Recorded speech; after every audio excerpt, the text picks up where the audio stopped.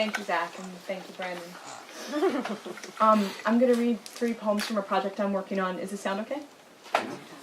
From a project I'm working on that is a mashup of the autobiography of Benjamin Franklin, Making of Americans by Stein, and the history of one Philadelphia neighborhood.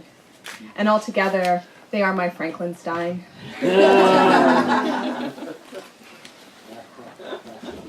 I wish I had a complete record. On the corner of Wayne, once a man, and Winneva, once Loudon, was a lot, once a building.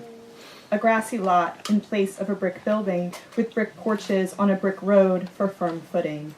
The building was named for a street named for no one, a name given without regard to the old world, the Winneva.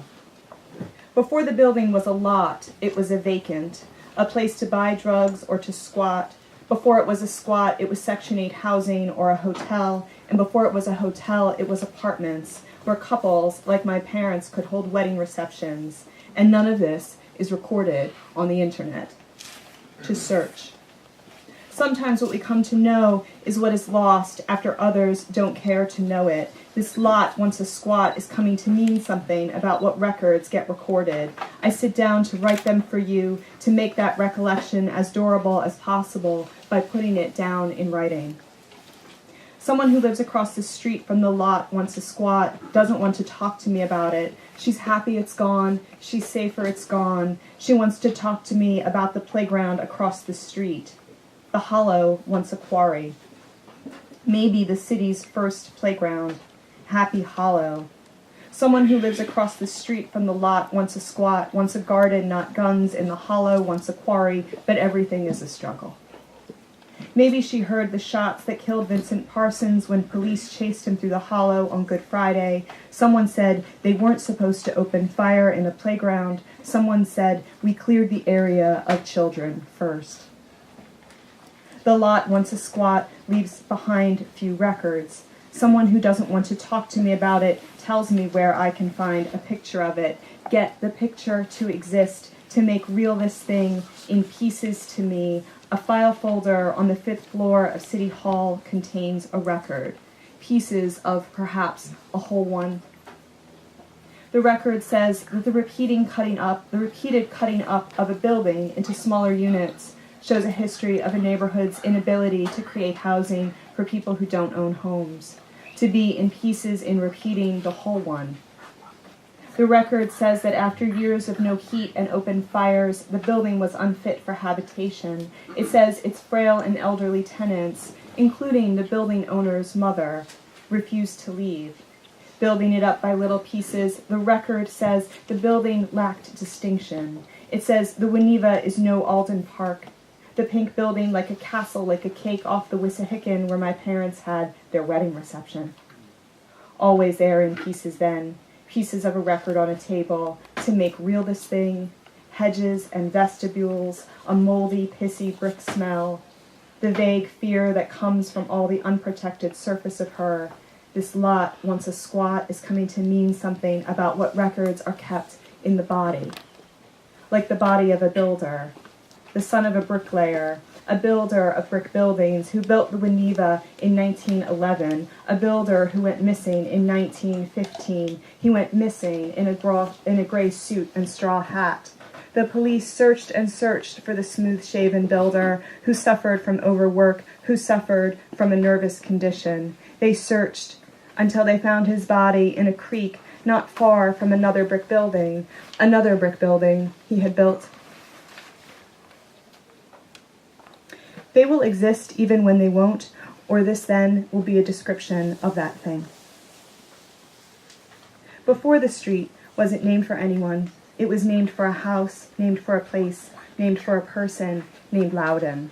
A house on a hill, a house where no one lived, a house without a story that few have told, a house with no history, a house with some history, a house with no particular history, but is picturesque and ancient. Long before it was a house without a story, Loudon was a house full of people with names repeating like things like family and built for a merchant named Armat, who had things like streets named after him. Armat had children named Sarah and Jane. Sarah was not of sound mind. She spoke in broken sentences. It was difficult for her to form sentences. It was difficult for her to form ideas. She would put a finger in the corner of her eye and utter some ideas she had formed. When she came of age, her father's father, who shared her name, and a man named Scarrett, took her money away. When Jane came of age, she married her cousin, who shared her name, but who died like her father, so she married Scarrett, a banker who liked to buy furniture. Together they bought lots of furniture for their house in the country named Loudon. Then Jane and Scarrett had a daughter named Anna, who married a man whose father's father's father was a Logan. The Logan who knew so much about books, he told Ben Franklin which books to put in his library. And the two of them together, Anna and the Logan, were not very happy. He left her alone, and she kept track of the days he left her alone with the children, the days he left her for drink or the maid. Then she left him, and she kept all her money. She left him and got some of his. Somehow she managed this. He must have been a monster. And after the two of them died, two of their children lived in the house without talking.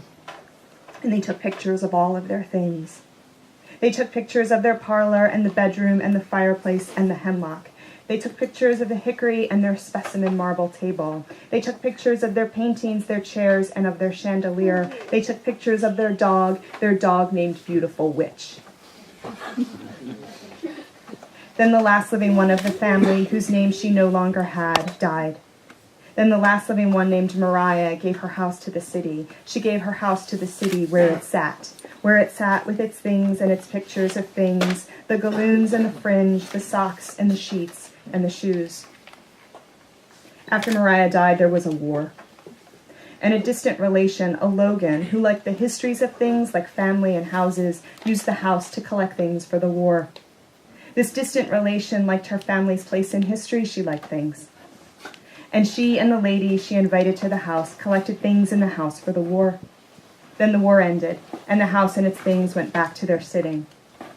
Then a woman arrived, a woman in pearls, a woman looking for a cause, who redecorated, who moved things around the house as she liked. She liked the people who had used all the things. She liked Anna so much she took her diary. She took the diary where Anna describes her husband and what he did to her. She took the diary that Anna wrote in French like a code. She took the diary and hid it, and no one knows where it is. This woman, this friend, invited people to the house, but people rarely came. The people nearby didn't care for the house or its things. The people far away didn't care for the people nearby. So people didn't come, and the house sat with its things, with its harp in the window, and the galloons and the fringe in the attic. It was around this time that I came to know the house, not its people.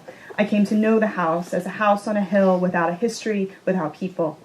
A house in a park where my siblings looked for their things after their things were stolen by thieves. And the house became increasingly vulnerable.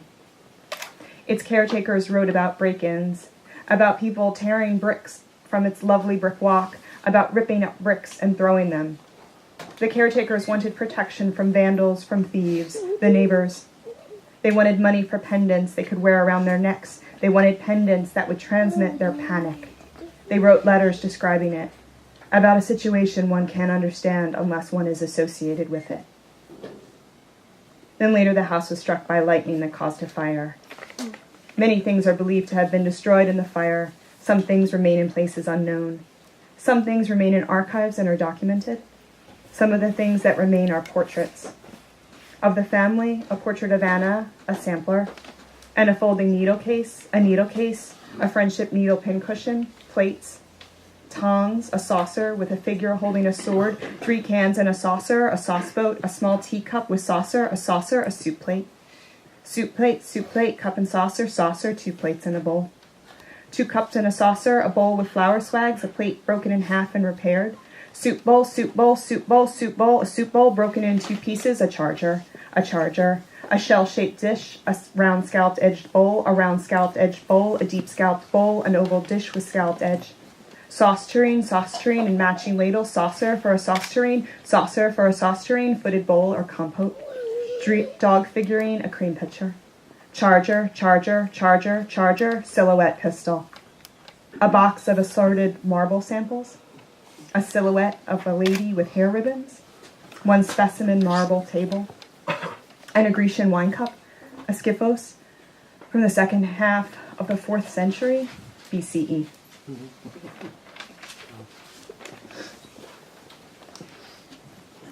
So much individual being in them that one can never think there are many millions made like them.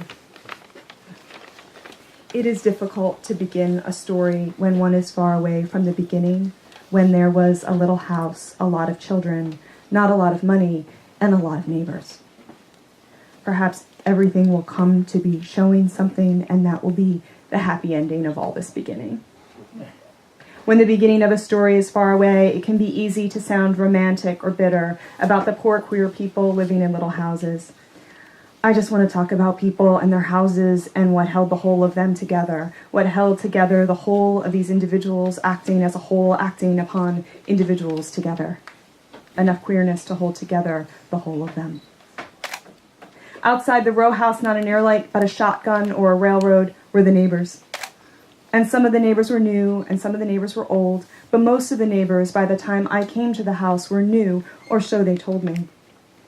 My siblings told me that before I came to the house, old neighbors moved out, and new neighbors moved in, and all of this happened very quickly, the moving vans like magic, so quickly they called it flying. New neighbors moved in, and old neighbors flew out. Old neighbors flew out to houses next to houses with people who looked like them. But we didn't fly away the way other white people who looked like us did. And this might have been because of money.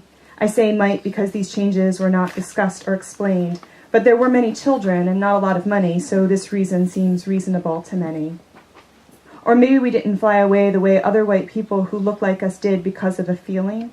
I say maybe because these feelings were not discussed or explained, but there was an exchange, a sibling told me. Much later, a sibling told me our mother had asked them a question not meant to be answered, a question about a feeling. The question was, how would you feel if you moved into a new house and all of your new neighbors moved away?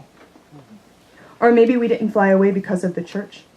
I say maybe because these details were not discussed or explained, but much later I heard about a meeting at the church where my mother and father were married and baptized their babies, a meeting at the church where the men of the church, the priests, told the neighbors not to sell their houses, told the white neighbors not to sell their houses to black people, that to do so would be the beginning of an end. I need to go back before the beginning a new thing without leaving the last thing, always compelling to understand the reason. All the doing and the moving through a country is never done very quickly. Not like moving vans like magic, this place of seeking and pushing and fleeing and living, pushing and living and seeking and fleeing. Projects like this take time. Much earlier than any of this, Franklin had a project. He wrote, "Let all things have their places." He ruled each page with red ink to keep track of his rights and his wrongs.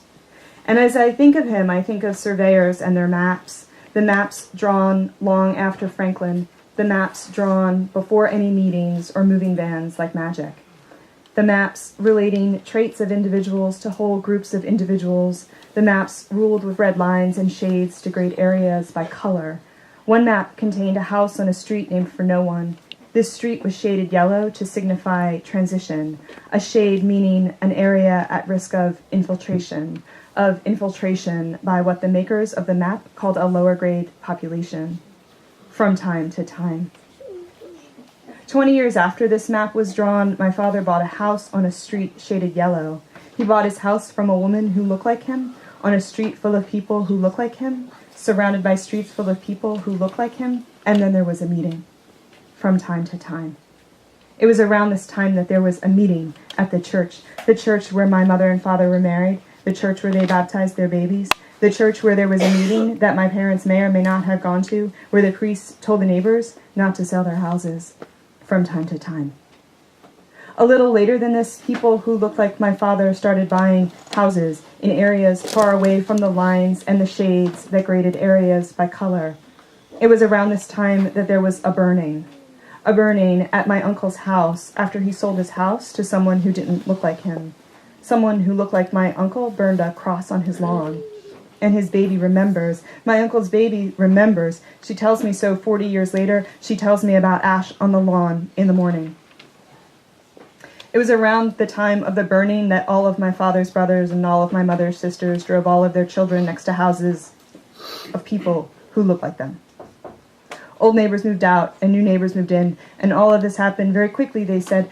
But moving through a country is never done very quickly. What happens quickly is a story short of details.